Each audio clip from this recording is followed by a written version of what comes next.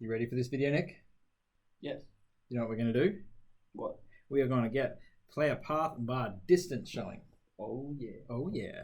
Not a very hard one. We already have most of the legwork done. Let's go into the analytics display and come back up to our update method here. Cool. We've already done clicks. We've already done time. Let's do distance. So we go to this method and then we look at what we've done inside of it. We've got a... I like exceptions. I don't like exceptions. They always freak me out because, wait, what did I forget? Oh my goodness, I broke something. Would you rather your own exception or a null exception? I would not like a null exception. No. I like my own exceptions because then I know when they happened. Yeah, they at least tell you, hey, this is the bit you forgot. All right, so we have get player path by distance, which is going to make the API call to get player path by distance for our current level. Yes. Then we are going to start our coroutine looking at get player path by distance. Good.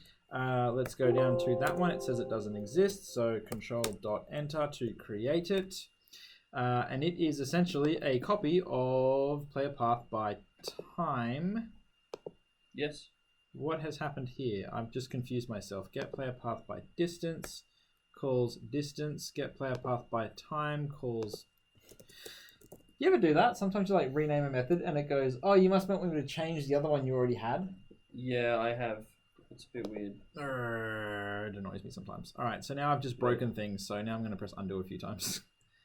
Okay, so time is now looking at time, and get player path by distance is now going to be a... So because that stuffed things up, I'm going to find get player path by time, which is this. And I'm just going to copy it. And call it by distance, and it can call render data player path by distance. Good. We need to change the class that it's returning from player path by time to player path by distance. We don't have that thing created yet, so we'll have to create it, and then render player path by distance is essentially the same as render player path by time, but distance. Good.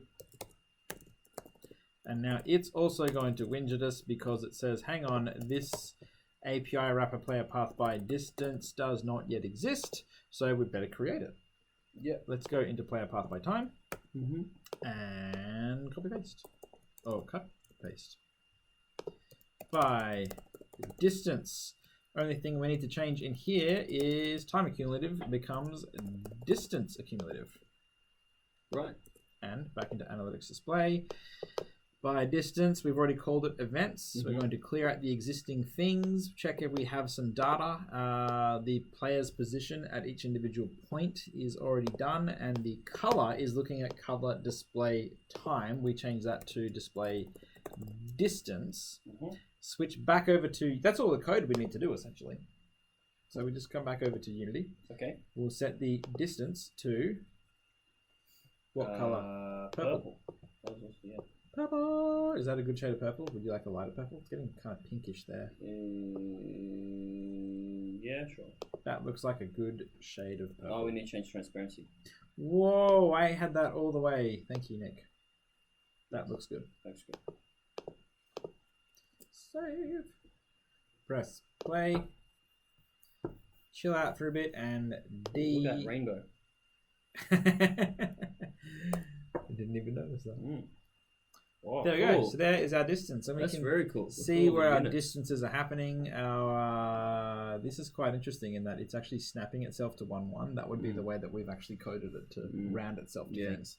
That's cool. But yeah, we can see there's a lot more going on over to the right, just as we saw with the clicks. We could see the... Can we click C? The time was going in this way and that way. Nick, show me what you mean. So when we press C for clicks, it's going to get rid of everything else, and we can see where people are clicking versus where people are actually doing their distance. So can I demonstrate something here? Yeah. So the problem that why we did all these different ones is if someone clicked, let's say that they clicked here, but then they decided, oh no, I'm going to go this way. Yep. Or if they do the way that I usually play games, which is to, I want to go in that general direction, I got to where I want to do and I'll click and I'll stop myself. Yes. So the click shows you where people are interacting, so they might not click up here and necessarily go there. They might get to about there and then go to the end. Yeah. I just went straight through the wall. That was a bit silly. Oh. But at least going to the distance-based method, we can then see where the players are actually going as opposed to where they click in. They both tell two different stories.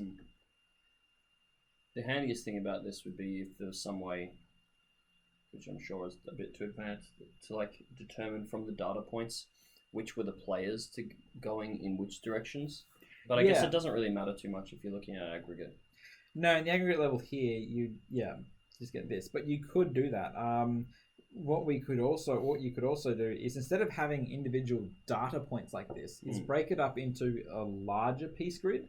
Like maybe one grid point is this size. I'm hoping you can see the mouse, and another one is this size. And then you could draw how many people went from this square here to the next square, and have like lines that connect the squares based on the number of players that took that particular pathway. It's a good idea. Anyway. So loads of different ways of displaying data. The main point of this whole series has been, let's just capture it and get it back into Unity to show what you could do with it. So that finishes off player path by distance. That was cool. That was cool. The next one that we are going to do is look at where players have actually been spotted. Cool. So we'll see you in the next video, everybody. See you later.